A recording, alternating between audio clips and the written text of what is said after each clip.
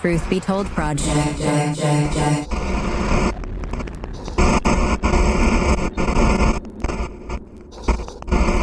There's a version of life falling apart that everybody notices.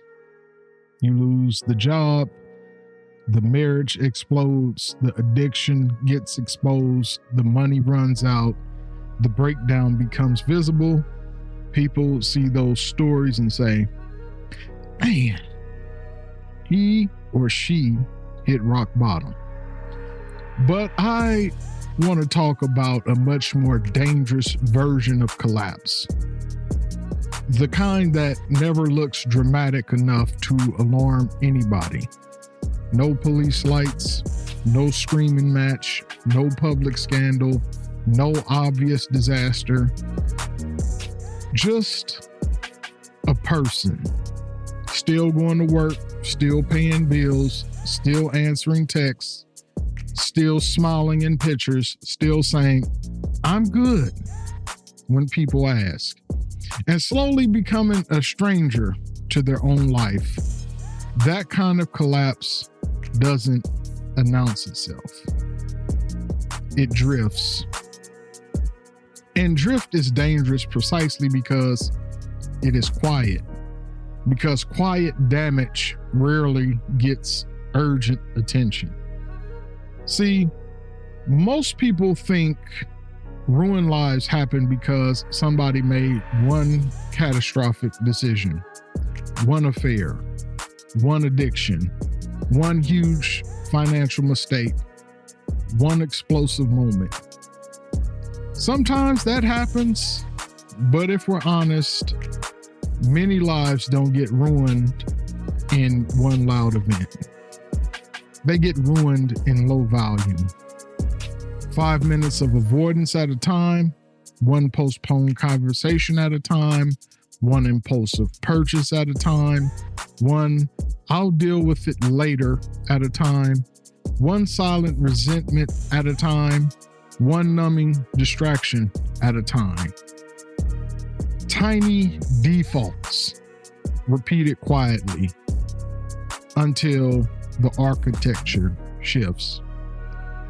And one day you wake up inside a life that technically still functions, but no longer feels like it belongs to you. That is drift. Not collapse, drift. And the reason I need to start here is because some of you listening are waiting for your life to look broken before you give yourself permission to inspect it. But drift doesn't wait for disaster. Drift works best when things are fine enough. Fine enough to postpone honesty. Fine enough to keep routines. Fine enough to stay publicly stable.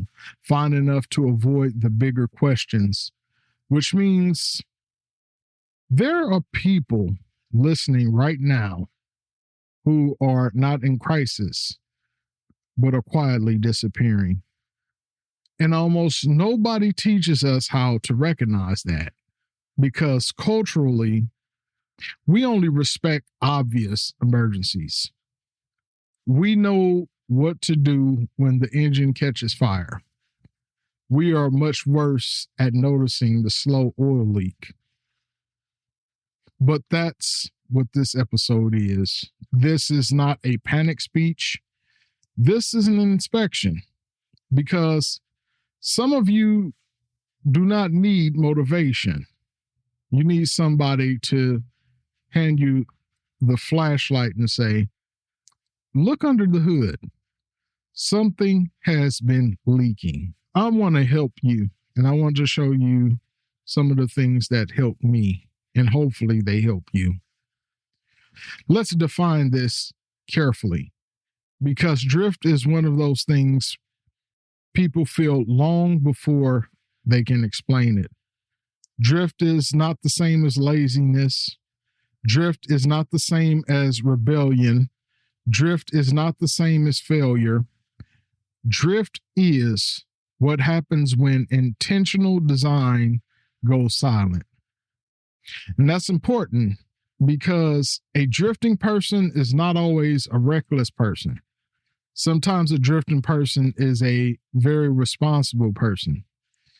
They still show up, still do what's required, still keep the machine moving, but they have stopped actively authoring the deeper direction of their life.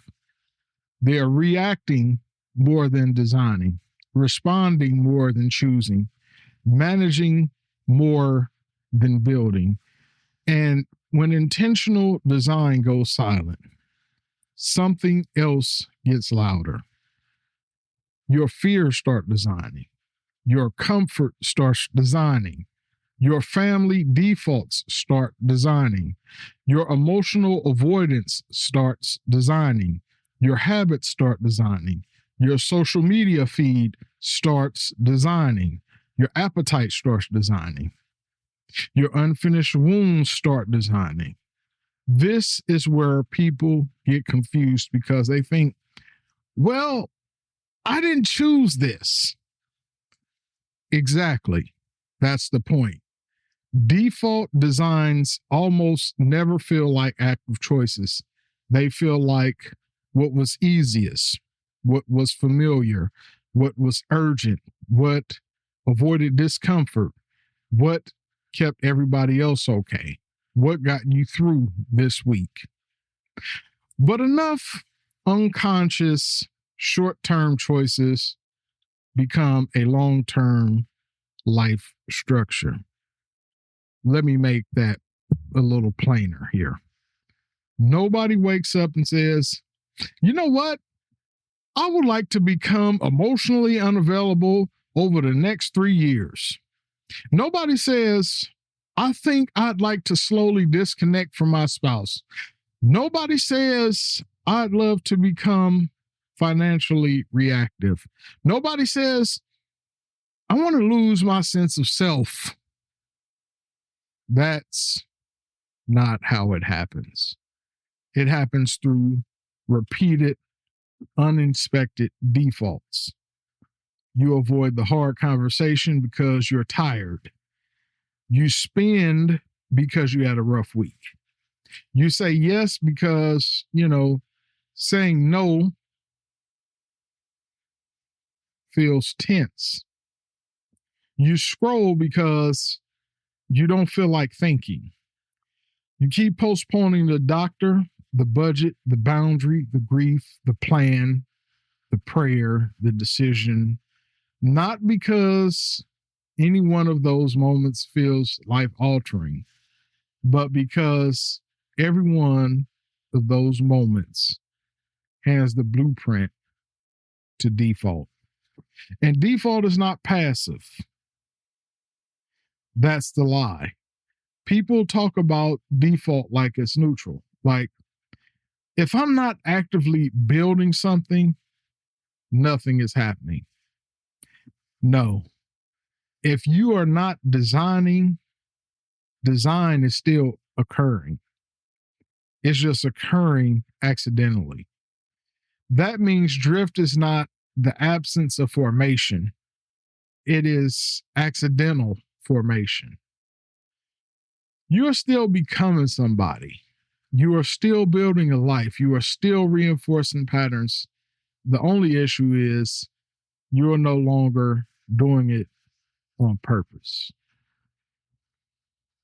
And this is why drift feels so strange internally, because externally, nothing may look catastrophic, but internally, there is a growing mismatch between the life you are maintaining and the life you would actually choose if you were fully awake.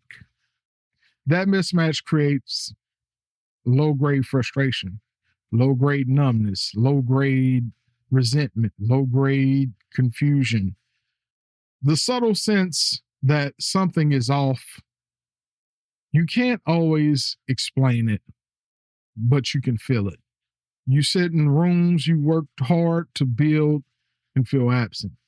You complete routines and feel no ownership. You look at your schedule and feel like an employee in your own existence. That is not always because you're ungrateful. Sometimes it is because your current structure was built by repeated unconscious compromises. That's drift. And drift rarely screams, it hums quietly every day. So, how does drift actually happen?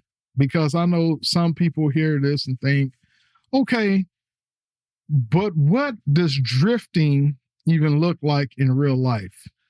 It usually doesn't look like one giant bad decision. It looks like 1,000 tiny permissions.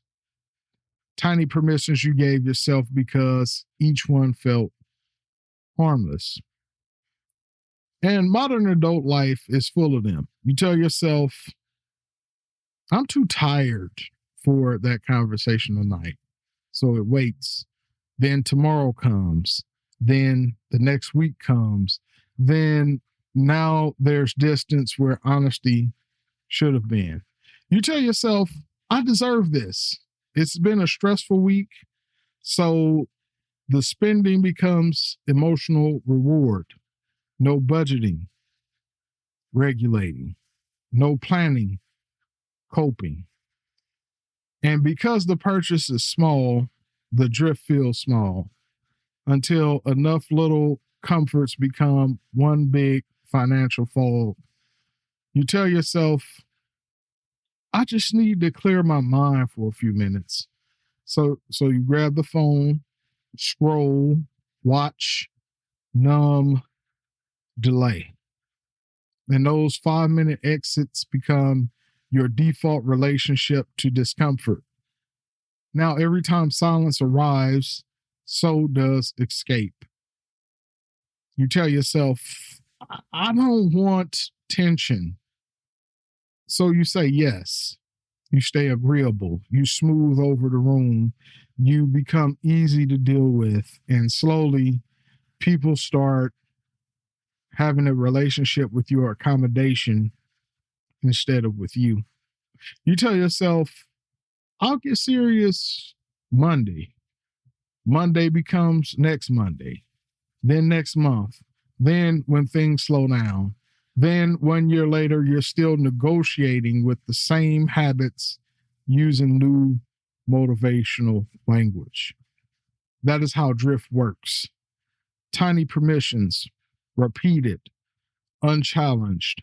But I think what makes this more complicated is this.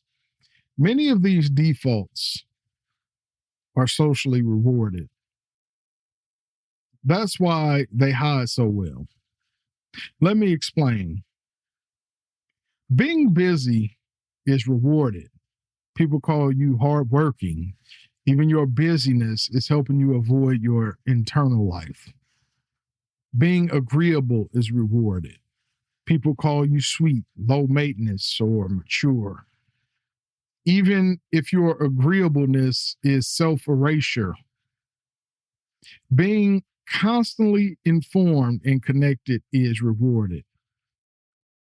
People call you productive, updated, aware, even if you haven't sat alone with your own thoughts in months. Being financially fine is rewarded, even if the spending underneath is emotionally reactive. Being calm is rewarded, even if the calm is actually emotional numbness. Do you see the problem? Many forms of drift wear respectable clothes. That's what makes them difficult to challenge, because the outside world often hands applause to the very patterns quietly disconnecting you. So now you're not only drifting, you're drifting with validation, which is incredibly dangerous, because validated drift feels like maturity. Validated drift feels like adulthood. Validated drift feels like I'm handling life. Meanwhile, internally, there is this strange, persistent sentence. Why does everything feel slightly off? And here's why. Because your outer systems are functioning while your inner architecture is being neglected. You're maintaining optics, you're maintaining a look, but you're not inspecting the structure. That's a huge difference. A house can look clean with foundation cracks. A car can look polished with engine trouble. A person can look responsible while quietly disappearing. And many adults become experts at surface maintenance. Calendars maintained, bills maintained, social roles maintained, texts answered, tasks completed. But ask them, when is the last time you honestly reviewed your own emotional condition, your own relational condition, your own financial patterns, your own attention habits, your own hidden resentment, your own sense of direction? Silence. Because maintenance is not the same as inspection, and drift loves uninspected lives. Let me say that again because that line matters. Drift loves uninspected lives. Because if there are no checkpoints, no review, no reflection, no hard questions, no correction, then the default never has to defend itself. It just quietly gets promoted. And this is where many adults end up, not in a dramatic collapse, but in a life built almost entirely out of postponed honesty. That sentence should sting a little because postponed honesty is one of Drift's favorite tools. You knew something was off in the relationship, but you postponed saying it. You knew your spending was compensating for stress or something else. You postponed looking. You knew you were emotionally numb, so you postponed sitting still. You knew your routines were weak, so you postponed restructuring. And postponement feels harmless because it has no sirens, but postponement is designed by delay. You are still choosing. You are choosing later repeatedly until later becomes your lifestyle. Now, here's where most people misread this entire issue. They think drift is a motivation problem. They think, I just need to get more discipline. I need to get serious. I need to lock in. I need to want it more. Maybe discipline matters, but discipline is not the first missing ingredient in a drifting life. Inspection is. And that's the shift, because you cannot effectively discipline what you have not honestly diagnosed. Trying to apply discipline before inspection is like tightening bolts on a machine you haven't actually opened. You can work harder at the wrong thing for years, and a lot of adults do. They keep trying to be better in broad, emotional, vague ways. Be more focused, be more present, be less stressed, save more money, be more connected. But broad intentions do not interrupt hidden defaults. Specific inspection does. You need to know, where exactly am I leaking? Where exactly am I avoiding? Where exactly am I compensating?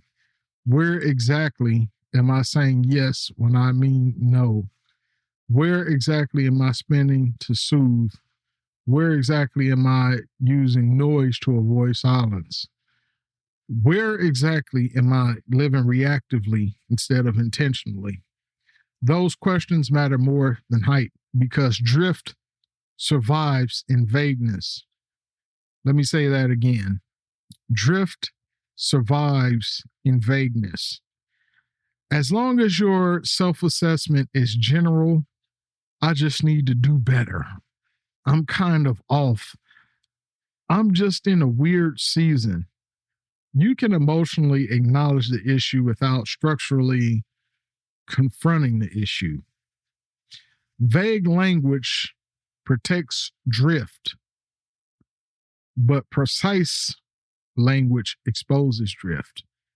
This is why I don't believe most adults need another motivational speech.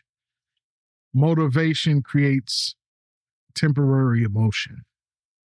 Inspection creates permanent visibility. And once you truly see a leak, you can't unsee it. That changes behavior differently. Let me give you an example. If I tell you you should spend less money, that's very generic. Would you agree? Emotionally easy to agree with, but it's also easy to ignore. But if I tell you, pull your last 20 purchases and identify which ones were made from boredom, stress, or self reward rather than intention. Now we are inspecting. Now the issue has coordinates. Same with relationships. Communicate better is vague. Identify the last 3 moments you swallow honesty to avoid tension is inspection. Identify the last 3 moments you swallow honesty to avoid tension. That's inspection. Same with emotional health. Take care of yourself is vague. But sit in silence for 15 minutes and write down every thought you keep interrupting. That is inspection. Do you see the difference? One sounds helpful, the other creates visibility. And visibility is where drift starts losing its oxygen. It starts losing everything that it needs to live. Because drift does not need you to be lazy. Drift just needs you to stay non-specific. Drift needs blurred language, blurred reviews, blurred self-awareness, blurred routines, because blurred people can feel wrong forever without ever getting actionable. So this is the first major truth I need to hand you in this project. Your life will not change because you become vaguely inspired. Your life changes when your patterns become too visible to comfortably continue. That is a completely different mechanism. Not hype, not shame, visibility. Which means the goal of this podcast is not to emotionally pump you up every week. The goal is to help you see with enough precision that drift stops feeling invisible. Because once the hitting becomes obvious, choice gets louder. So if drift loves uninspected lives, then the first move out of drift is not dramatic reinvention. It's a deliberate review. You do not need to burn your life down this week. You need to start seeing it clearly. So let me give you 3 anti-drift design decisions, 3 places to begin. Design decision 1. Build a weekly audit room. You need one recurring checkpoint every single week where your life gets reviewed on purpose. Not while multitasking, not while scrolling, not vaguely in your head while driving. A room, a moment, a repeated appointment with honesty. 20 to 30 minutes. Same day, if possible. Phone away, no noise. And in that audit room, I want you asking 4 questions. Where did my time go? Where did my money go? Where did my attention go? Where did my honesty go? Those 4 categories will expose a lot more than you think, because drift leaves fingerprints, time fingerprints, spending fingerprints, attention fingerprints, avoidance fingerprints. But most adults never pause long enough to collect evidence. So every week becomes a blur, and blurry weeks become months. The weekly audit stops the blur. This is your first checkpoint. Design decision 2. Identify your loudest default. Do not try to fix your whole life at once. That becomes motivational theater. Find the default pattern currently designing the most damage. 1. Just 1. Ask, what do I keep doing automatically that is costing me alignment? Maybe it is conflict avoidance, emotional spending, scrolling every time silence shows up, saying yes too quickly, procrastinating hard decisions, shutting down when overwhelmed.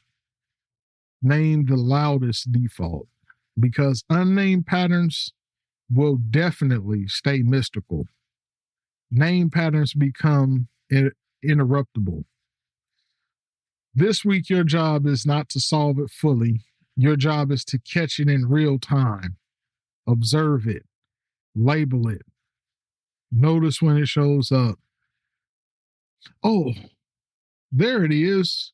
That's the default. Awareness creates friction. Friction slows automation, and that matters. Design decision 3, replace one tiny permission with one intentional choice. Remember what we said earlier, drift is usually built through tiny permissions, which means anti-drift is also built through tiny intentional reverses, not giant promises, small controlled acts of design. Here are some examples. Instead of scrolling the moment silence appears, sit there 2 extra minutes. Instead of buying a quick comfort item, wait 24 hours.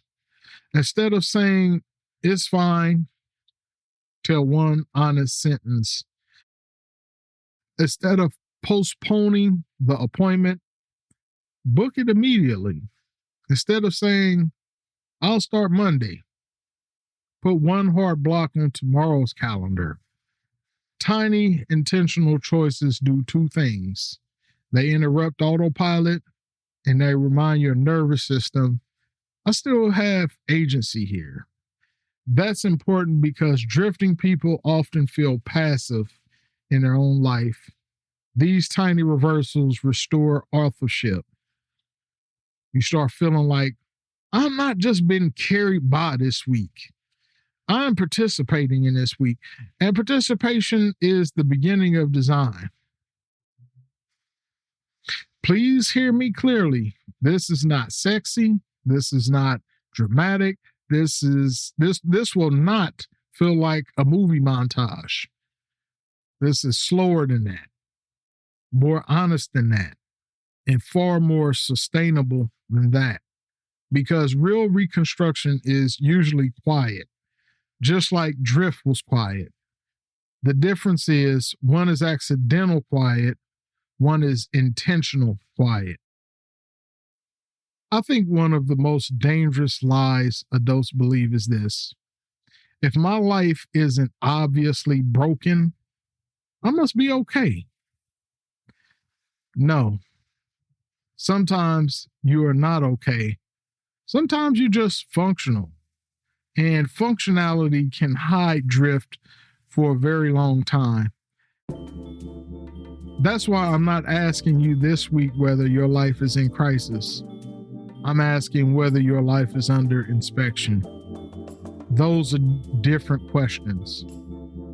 Because crisis gets attention automatically. Drift does not. Drift waits for neglected corners, unreviewed habits, unspoken tensions, unchecked spending, unfelt emotions, postponed honesty. And then it quietly builds a life around all of it. A life that works but doesn't fit. A life that functions but doesn't feel authored. A life that looks stable from the outside while you slowly feel less and less present inside it. You do not need to wait until everything catches fire to become honest. You become honest in a slow leak. That is the invitation. Not panic, inspection. So this week, I want one thing from you. One thing. Schedule your first weekly audit room. 20 minutes, phone away, no music, no distractions, and ask the 4 questions. Where did my time go? Where did my money go? Where did my attention go? Where did my honesty go? Do not rush those questions. Let them make you uncomfortable. Discomfort is data, and data is where redesign begins. Because the goal is not to shame yourself.